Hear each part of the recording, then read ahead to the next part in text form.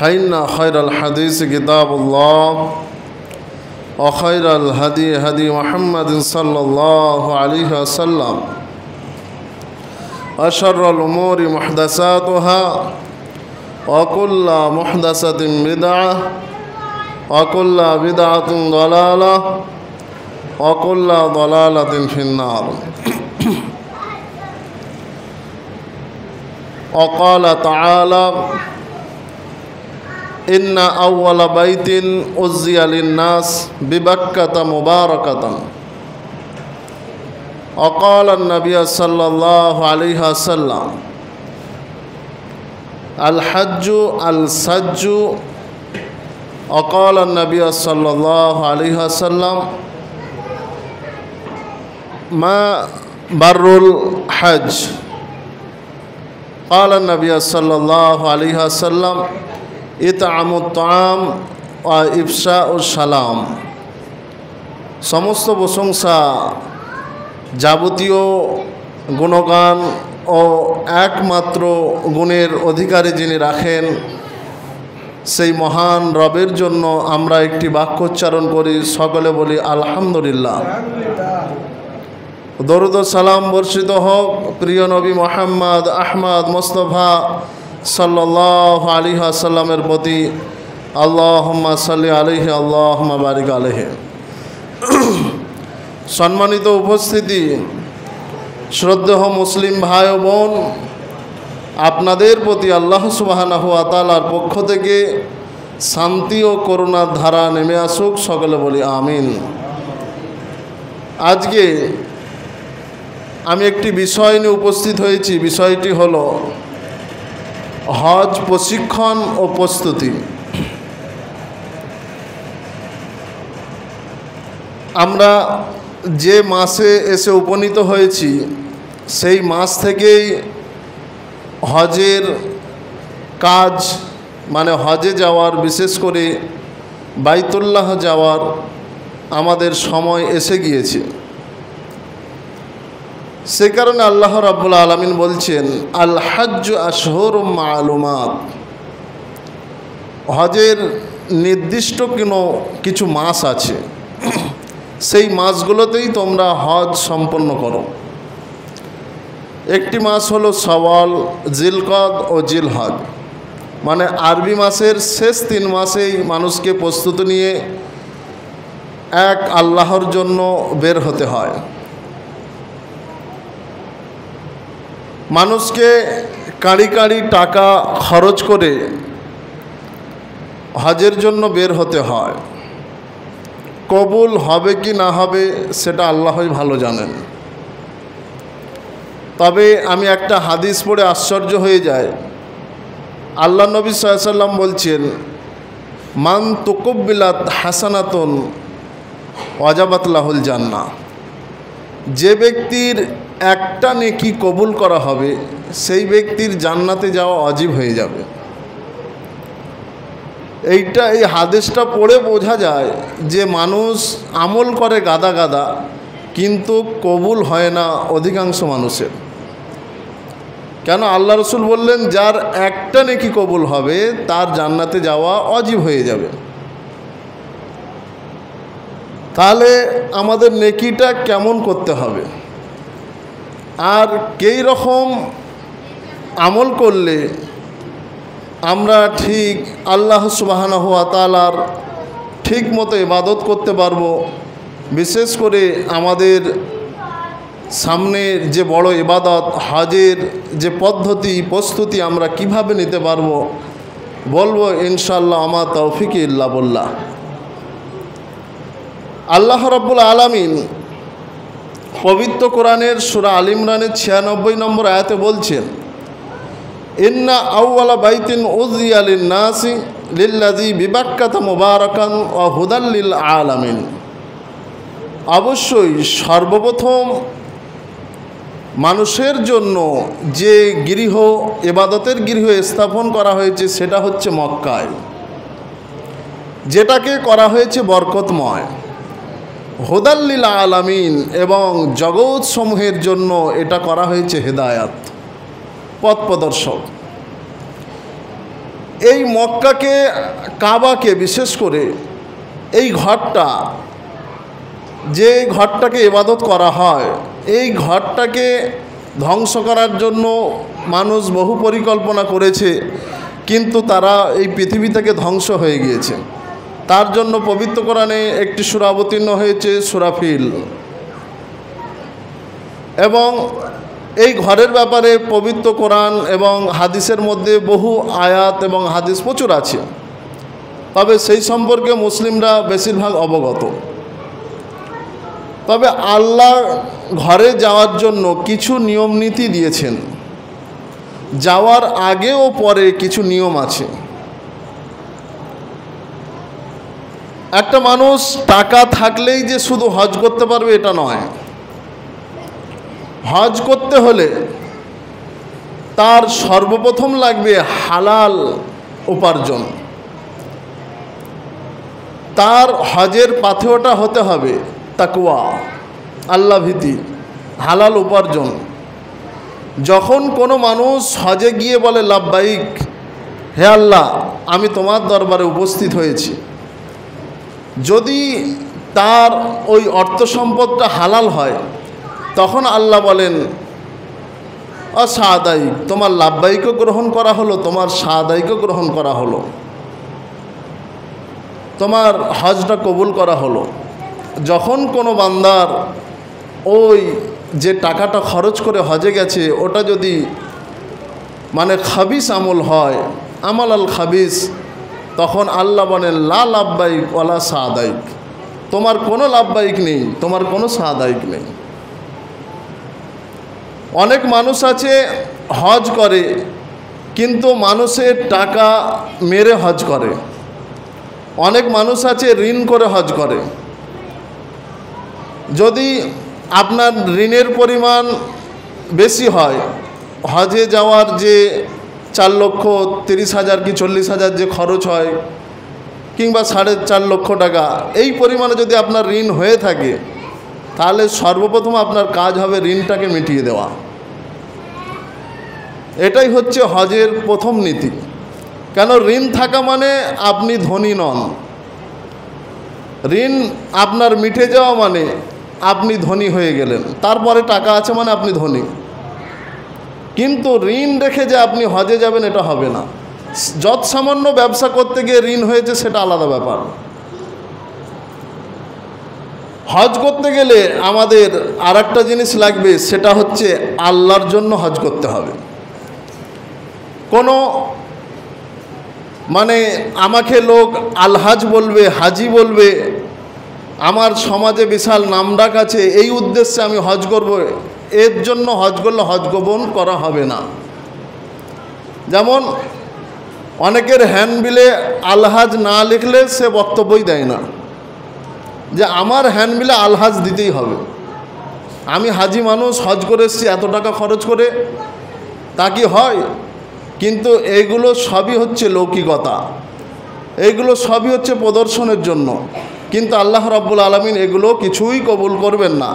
আল্লাহ রাব্বুল আলামিন বলছেন ওয়ালিল্লাহি আলান নাসি হিজ্জুল বাইত মান ইসতাতা ইলাইহি সাবিলা, মানুষের জন্য বাইতুল্লাহর হজ করা একমাত্র উদ্দেশ্য হলো আল্লাহর জন্য।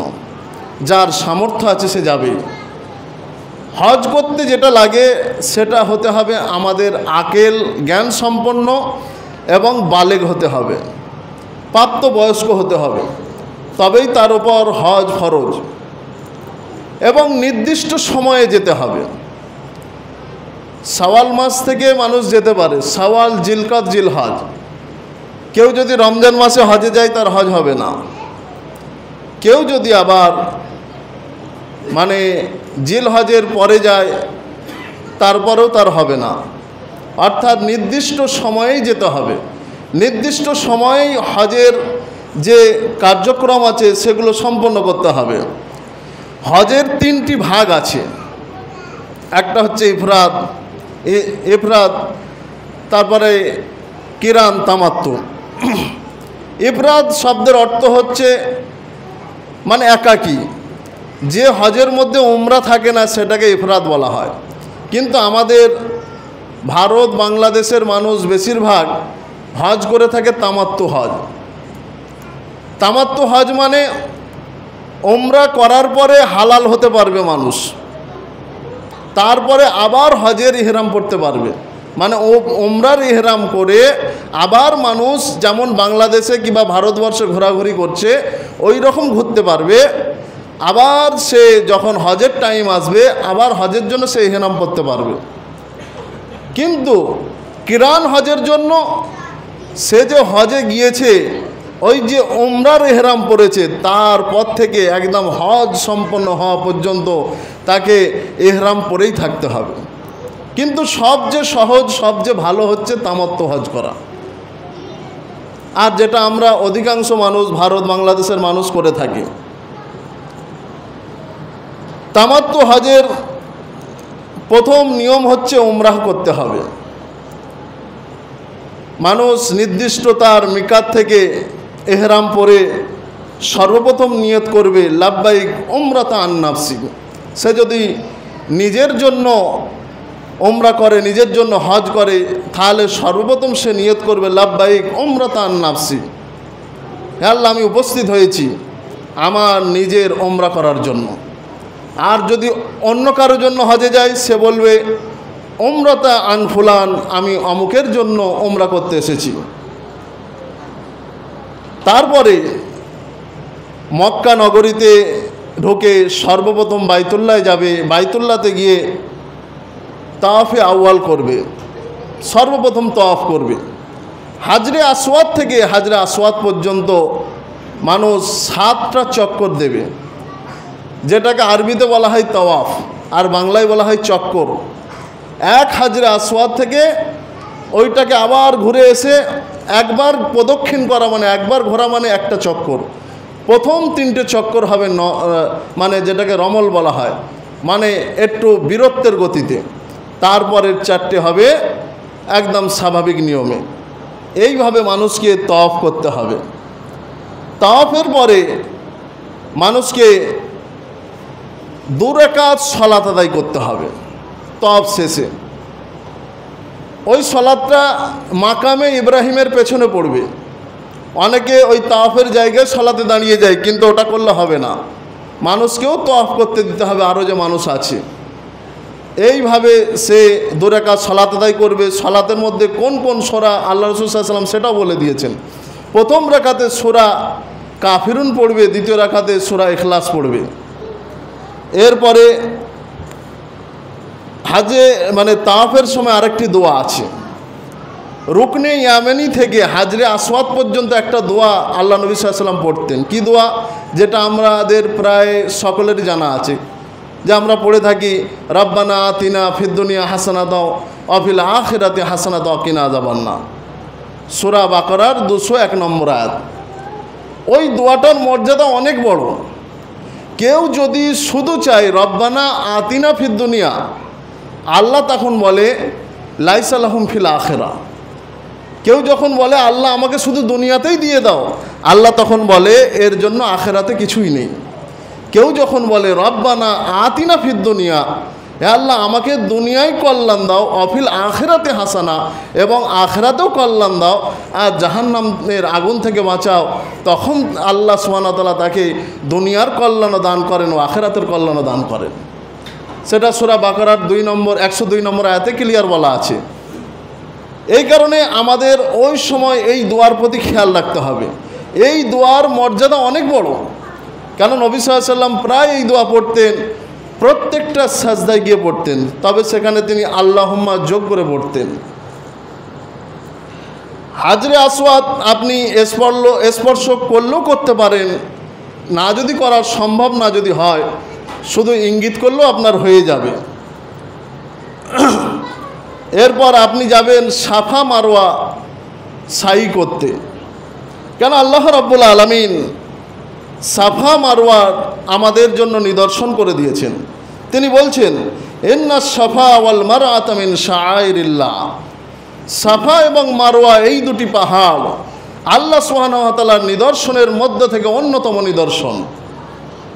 তবে যে ব্যক্তি হজ ও উমরা করতে যাবে সে যেন সাফা মারওয়া সাই করে। সাফা মারওয়া সাই করার জন্য আপনাকে প্রথম সাফা দিয়ে শুরু করতে হবে। কেন? আল্লাহ সুবহানাহু ওয়া তাআলা সাফার কথা দিয়ে আগে শুরু করেছেন, ইন্না সাফা থেকে। এই রকম আপনাকে 7 বার ছোটাছুটি করতে হবে। এই ছোটাছুটি কেন করতে হয়? আমাদের সকলের ঘটনা জানা আছে। হাজেরা আলাইহিস সালামকে যে মক্কার মরুভূমিতে রেখে আসা হলো, ওই ইসমাইলের জন্য পানি আনার জন্য যে 7 বার ছোটাছুটি করেছিলেন, এর জন্য আমাদের ওখানে 7 বার সাই করার জন্য ছোটাছুটি করতে হয়। যে সুন্নতটা মুহাম্মদ সাল্লাল্লাহু আলাইহি ওয়াসাল্লামের মানে তেনারও খেলাফতকালে, তেনারও রিসালাতকালে আল্লাহ সুবহানাহু ওয়া তাআলা যেটা আমাদের সুন্নাহ হিসাবে দিয়েছেন এবং পবিত্র কোরআনের আয়াতও তিনি দিয়েছেন। সাফাতে দাঁড়িয়ে কাবা ঘরের দিকে তাকিয়ে হাত উঁচু করে দোয়া করবেন। কি দোয়া? প্রথমে আল্লাহু আকবার সালাসান, কাব্বিরহু সালাসান। প্রথমে 3 বার আল্লাহু আকবার আল্লাহু আকবার আল্লাহু আকবার বলবেন। তারপর বলবেন লা ইলাহা ইল্লাল্লাহু ওয়াহদাহু লা শারীকা লাহু লাহুল মুলকু ওয়া লাহুল হামদু ওয়া হুয়া আলা কুল্লি শাইইন কাদির। আইবুনা তাইবুনা আবিদুনা সাজিদুনা লিরাব্বিনা হামিদুনা সাদাকাল্লাহু আহদা ওয়া নাসরা আবদা ওয়া হাজামাল আহজাব আহদা। এই দোয়া করবেন। এটা আছে বুখারীর 4116 নম্বর হাদিস, ইন্টারন্যাশনাল নাম্বার। তাহলে সাফা মারওয়া সাই করার সময় আমাদের এই দোয়া করতে হবে কাবা ঘরের দিকে তাকিয়ে। তারপরে আমাদের করতে হবে যেটা, আবার এরপরে আমাদের যে সাফা মারওয়া সাই হয়ে গেল মানে আপনার হজ সম্পন্ন হয়ে গেল, মানে উমরা সম্পন্ন হলো। এরপরে আপনি আপনার ইহরাম খুলে ফেলতে পারেন। ইহরাম খুলে আপনি আপনার মাথা মুন্ডন করে ইহরাম খুলে ফেলবেন। এরপর আপনার কি করতে হবে? জিলহজ মাসের জন্য আবার যে আপনাকে হজ করতে হবে, সেই হজের জন্য 7 অথবা 8 তারিখে আবার আপনার নতুন করে কার্যক্রম শুরু হবে। তামাত্তু হজ হলে আপনি ধরেন শাওয়াল মাসে গেছেন, গিয়ে আপনার উমরা সম্পন্ন করে আপনি সম্পূর্ণ ফ্রি হয়ে গেলেন। আবার সেই জিলহজ মাসে গিয়ে 7-8 তারিখে আপনাকে আপনার ইহরাম পড়তে হবে। তবে হজ ও উমরাতে নারী পুরুষের জন্য 7টি জিনিস নিষিদ্ধ আছে। কটা জিনিস? 7টি জিনিস, 9টা জিনিস। 7টি জিনিস হচ্ছে নারী পুরুষ উভয়ের জন্য, আবার 2টো জিনিস শুধু নারীর জন্য এক্সট্রা, আবার পুরুষের জন্য এক্সট্রা, মানে এটা ভিন্ন ভিন্ন রয়েছে। ইহরাম অবস্থায় আপনি চুলও কাটতে পারবেন না, ছাঁটতেও পারবেন না। ইহরাম অবস্থায় নখও কাটতে পারবেন না, সুগন্ধিও ব্যবহার করতে পারবেন না, এমনকি বিবাহ করতে পারবেন না, সহবাসও করতে পারবেন না। সহবাস জড়িত যেসব জিনিস যেমন চুম্বন করা, আলিঙ্গন করা, এই সব আপনি কিছুই করতে পারবেন না এবং শিকারও করতে পারবেন না। পুরুষে তার মাথা ঢাকতে পারবে না, পুরুষ তার কমিজের জামা ব্যবহার করতে পারবে না, মানে সেলাই জাতীয় যে কাপড় এগুলোকে কমিজ বলা হয়। আর নারীর জন্য যে 2টো এক্সট্রা, নারী তার হাত মোজা পরতে পারবে না এবং নারী নকাবও পরতে পারবে না। তাছাড়া সে সব কাজই করতে পারে। এই 9টা জিনিস আমাদের খুব খেয়াল রাখতে হবে। কেমন হজ করলে আল্লাহ সুবহানাহু ওয়া তাআলা কবুল করেন, এই দিকে আবার আমাদের খেয়াল রাখতে হবে। সর্বপ্রথম পবিত্র কোরআনের একটি আয়াত পড়া হয়েছে, ওয়ালিল্লাহি আলান নাসি হিজ্জুল বাইত। মানুষের জন্য এই ঘরের হজ করা একমাত্র উদ্দেশ্য হচ্ছে আল্লাহর জন্য। কার জন্য? একমাত্র উদ্দেশ্য হতে হবে কার জন্য? আল্লাহর জন্য। কোনো মানে রিয়াআন অসুমাতান, কোনো দেখানোর জন্য নয়, আর কোনো নাম কামানোর জন্য নয়। আমাকে আলহাজ বলবে, হাজি বলবে, আমি গ্রামে এসে ফতোয়া দেবো, এই কোনো উদ্দেশ্য নয়। আমার ব্যানারে নাম থাকবে আলহাজ মৌলানা মোহাম্মদ অমুক, অর্থাৎ এই সব নাম কামানোর জন্য নয়। আমি যাব কেন? আল্লাহ আমার সামর্থ্য দিয়েছে, এই একটা উদ্দেশ্য হতে হবে, তবেই আপনার হজ গ্রহণ করা হবে। সাহাবীরা জিজ্ঞাসা করলেন, ইয়া রাসূলুল্লাহ, হজ মাবরুর কি? উত্তম হজ কি? তিনি বললেন, হজ মাবরুর হলো লা রিআআন ওয়ালা সুমাতান। হজে মাবরুর হলো তাতে কোনো প্রদর্শন থাকবে না, দেখানোর কোনো উদ্দেশ্য থাকবে না, এবং আমার নাম হবে, নাম শোনা যাবে, এই রকম কোনো প্রদর্শনীয় থাকবে না, তবেই সেটা হবে হজে মাবরুর। আল্লাহ রাসূল সাল্লাল্লাহু আলাইহি ওয়াসাল্লাম বললেন, ওয়াল হজ্জুল মাবরুর লাইসা লাহু জাযা। হজ মাবরুর, গ্রহণযোগ্য হজ, কবুলযোগ্য হজের কোনো প্রতিদান নেই, কোনো নেকি নেই, তবে ইল্লাল জান্নাহ, জান্নাত ছাড়া কোনো নেকি নেই। অর্থাৎ যার হজ গ্রহণ করা হবে সে জান্নাতে যাবেই। এই হাদিসটা যে বুখারীর 1773 নম্বর হাদিস। আপনার হজটা হতে হবে একমাত্র আল্লাহর উদ্দেশ্য, কোনো মানুষকে খুশি করার জন্য নয়। এবং আপনি মানুষকে খুশি করেই বা কী করবেন? ওই মানুষ কতদিনই বা আপনার পক্ষ হয়ে কথা বলবে? হয়তো আপনি একটা মানুষের খুশি করার জন্য করছেন, কিন্তু দুদিন পরে দেখবেন হঠাৎ মারা গেছে। অর্থাৎ তাকে খুশি করার জন্য কোনো কিছু করাই উচিত নয়। একমাত্র উদ্দেশ্য হতে হবে, একমাত্র খুশি করার উদ্দেশ্য হতে হবে আল্লাহ রাব্বুল আলামিনকে, তবেই আপনার হজ গ্রহণ করা হবে। দুনিয়ার কোনো মানুষের নিকট সম্মানের আশা করবেন না, একমাত্র সম্মানের মালিক হচ্ছেন তিনি। একমাত্র মালিককে তিনি। ওয়ালিল্লাহিল ইজ্জাতু জামিয়া, যাবতীয় সম্মান সব কার? সবই হচ্ছে আল্লাহর। অর্থাৎ একমাত্র সম্মান, একমাত্র মর্যাদা সবই হচ্ছে আল্লাহর নিকটে। অর্থাৎ কোনো মানুষ যে আমাকে ভালো বলবে, কেউ আমাকে একটু আদর করবে, এই সব জিনিসের জন্য আপনি হজ করবেন না, তাহলে আপনার হজ গ্রহণ করা হবে না। হজ করার জন্য আপনার কি করতে হবে? হজ করার জন্য আপনাকে ধৈর্য ধরতে হবে। আপনার প্রতিবেশী যে থাকবে তার সঙ্গে ভালো ব্যবহার করতে হবে। কেন? হজের যে আপনি ক্যাম্পে থাকবেন, হজেতে গিয়ে ওইখানে আপনার যে আশপাশে লোক থাকবে তারা প্রতিবেশী থাকবে। কারো দেখবেন বৃদ্ধ, তার শরীর খারাপ, হয়তো সারা রাত ধরে কাশছে, কেউ হয়তো দুর্ব্যবহার একটু করেছে, তার সঙ্গে আপনার চড়ে গেলে হবে না, আপনার ওই জায়গায় ধৈর্য ধরতে হবে। কেন? আপনি গেছেন একমাত্র আল্লাহর উদ্দেশ্য।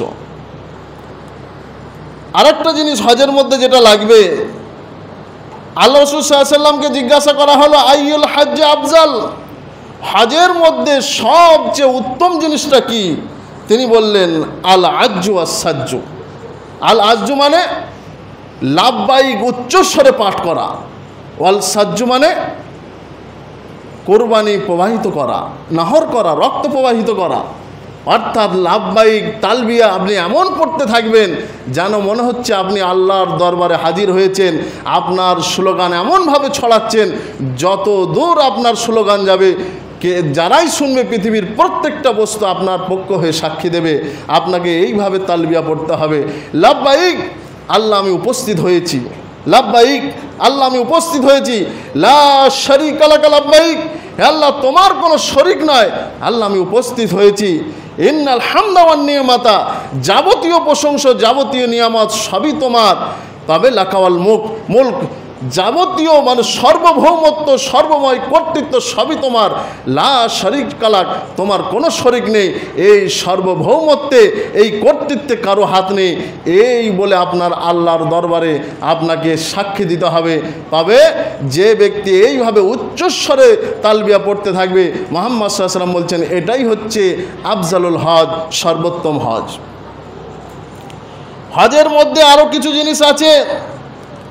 আল্লাহ রাসূল সাল্লাল্লাহু আলাইহি ওয়াসাল্লামকে আবার সাহাবীরা জিজ্ঞাসা করলেন, ইয়া রাসূলুল্লাহ, সর্বোত্তম হজ কি?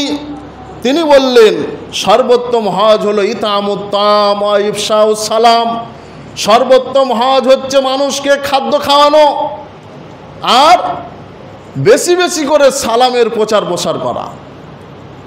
দেখবেন অনেক হাজি সাহেব গিয়ে তারা মানুষকে খাবার খাওয়াচ্ছে, কারণটা কি? আল্লাহ রাসূল সাল্লাল্লাহু আলাইহি ওয়াসাল্লাম বলছেন সর্বোত্তম হজ কি? মানুষকে খাদ্য খাওয়ানো। অর্থাৎ আপনি চেষ্টা করবেন মানুষকে বেশি বেশি করে খাবার খাওয়ানো, বেশি বেশি করে সালাম প্রদান করা। কেন? আল্লাহ রাসূল সাল্লাল্লাহু আলাইহি ওয়াসাল্লাম বললেন মানুষদের মধ্যে থেকে সে মানুষই সর্বোত্তম যে যাকে চেনে এবং যাকে চেনে না তাকে সালাম দেয়। অর্থাৎ সালাম যদি আমি দিই সেটাও আমি সেদিক দিয়ে উত্তম। আপনি চেষ্টা করবেন আপনার হজে মাবরুর কিভাবে হয় সেই দিকে আপনার খেয়াল করতে হবে। কেন? আপনি যে ভিন দেশে গেছেন, ওখান থেকে ফিরতেও পারেন, নাও পারেন। আপনার যে টাকা খরচ করে আপনি গেছেন, এত টাকা 4-5 লক্ষ টাকা, কারো টাকাটা জমাতে 20 বছর সময় লাগে, কারো 2 বছর, কারো 3 বছর, কারো 5 বছর, অর্থাৎ তার সর্বোচ্চ চেষ্টা দিয়ে সে গেছে। অর্থাৎ চেষ্টা করবেন হজে মাবরুর যেন হয়, গ্রহণযোগ্য হজ হয়, তবে আল্লাহর কাছে গ্রহণ করা হবে, তাছাড়া আপনার হজ গ্রহণ করা হবে না। হজের মধ্যে হোসনুল জাওয়ার রাখা। হোসনুল জাওয়ার মানে প্রতিবেশীর সঙ্গে ভালো ব্যবহার করা, যেটা পূর্বে বলা হয়েছে। হজের মধ্যে সর্বোত্তম কথা বলা। কেন? আপনার পাশেই হয়তো কেউ একটু বিরক্তিকর কিছু কথা বলেছেন, আপনি হঠাৎ করে চড়ে গেলেন। কেন? অনেকে আমার কাছে এসে বলেছে যে ভাই অমুক আলেম হজে গিয়েছিল, কিন্তু হজে গিয়েও ঝগড়া করেছে। অর্থাৎ হজে গিয়েও যেন আপনার ঝগড়া না হয়, এদিকে খেয়াল রাখতে হবে। সর্বোত্তম পন্থাতে হজ করতে হবে আপনাকে। দুনিয়ার তুলনায় পরকালকে অগ্রাধিকার দিতে হবে। কেন? আপনি ইহরাম পরেছেন মানে ধনী গরিবের কোনো ব্যবধান নেই, ওখানে সবাই সমান। কে আম্বানি, কে আদানি, কে টাটা, ওখানে কেউ নাই, সব আল্লাহর বান্দা। অর্থাৎ ইহরাম পরেছে মানে সকলেরই বগল একই, সকলেরই জামা একই, কারো জামা কোনো রং নেই, কোনো কালার নেই, কোনো সুতোর সেলাই নেই, কিছুই নেই, সব একই। অর্থাৎ সবাই এক। অর্থাৎ সে আল্লাহর দরবারে সবাই উপস্থিত হয়েছে। ওখানে দুনিয়ার তুলনায় পরকালকে অগ্রাধিকার দেওয়া, আপনার এলাকাতেও অগ্রাধিকার দিতে হবে, কিন্তু বিশেষ করে আপনি ইবাদতের জায়গায় আছেন, প্রতিটা জায়গা হচ্ছে ওখানে আল্লাহর দরবার, প্রত্যেকটা জায়গা। ওমরা বলেন, বাইতুল্লাহ তওয়াফ বলেন, আপনি হাজরে আসওয়াদ বলেন, মাকামে ইব্রাহিম বলেন, প্রত্যেকটা জায়গা, মিনা, মুজদালিফা, প্রত্যেকটা জায়গা হচ্ছে আল্লাহর দরবার। অর্থাৎ আপনাকে ওখানে চিন্তা করতে হবে, আমাকে এখানে দুনিয়ার তুলনায় পরকালকে অগ্রাধিকার দিতে হবে। অর্থাৎ ওখান থেকে আমি হজ মাবরুর করে আসব। কেন? মুহাম্মদ সাল্লাল্লাহু আলাইহি ওয়াসাল্লাম বলছেন, যার হজ গ্রহণ করা হবে, কবুল করা হবে, যার হজটা হজে মাবরুর হবে, সে ওই দিনের মতো হয়ে যাবে যেদিন তার মাতাকে জন্ম দিয়েছে। অর্থাৎ আপনাকে ফিরে আসতে হবে, টার্গেট নিয়ে আসতে হবে, আমি নিষ্পাপ হয়ে ফিরে আসব। যেদিন আমার মা আমাকে নতুন করে নাম দিয়েছিল, আমি সেই দিনের মতো হব। অর্থাৎ সেই রকম চিন্তা নিয়ে আমাদের যেতে হবে। তাই সম্মানিত সুধী, হজ সম্পর্কে আমাদের আলোচনা হলো, এবং পরবর্তীতে আর কিছু পয়েন্ট আছে, ইনশাল্লাহ আপনারা অনেকেই জানেন। তবে হজ সংক্রান্ত বিষয় নিয়ে আমি কোনোদিন হজে যাইনি, এবং এই বিষয়ে জাস্ট পড়াশোনা করেছি, ভুল ত্রুটি হতে পারে, তবে আমাকে ক্ষমার দৃষ্টিতে দেখবেন। তবে যতটুকু কোরআন সুন্নাহর আলোকে বলেছি আপনারা পালন করার চেষ্টা করবেন। এবং আমাদের এখানে যারা মুসল্লি ভাই আছি এবং বোন আছি, তারা প্রত্যেকেই যেন বাইতুল্লাহ জিয়ারতের জন্য আমরা যেন হজ করতে পারি। আল্লাহ আমাদের কবুল করুক, সকলে বলি আমিন। ওয়া আখিরু দাওয়ানা আনিল হামদুলিল্লাহি রাব্বিল আলামিন। সুবহানাকা আল্লাহুম্মা ওয়া বিহামদিকা আশহাদু আল্লা ইলাহা ইল্লা আনতা আস্তাগফিরুকা ওয়া আতুবু ইলাইক। আল্লাহুম্মা সাল্লি আলা মুহাম্মাদ ওয়া আলা আলি মুহাম্মাদিন কামা সাল্লাইতা আলা ইব্রাহিম ওয়া আলা আলি ইব্রাহিম ইন্নাকা হামিদুম মাজিদ। আল্লাহুম্মা বারিক আলা মুহাম্মাদ ওয়া আলা আলি মুহাম্মাদিন কামা বারাকতা আলা ইব্রাহিম ওয়া আলা আলি ইব্রাহিম ইন্নাকা হামিদুম মাজিদ।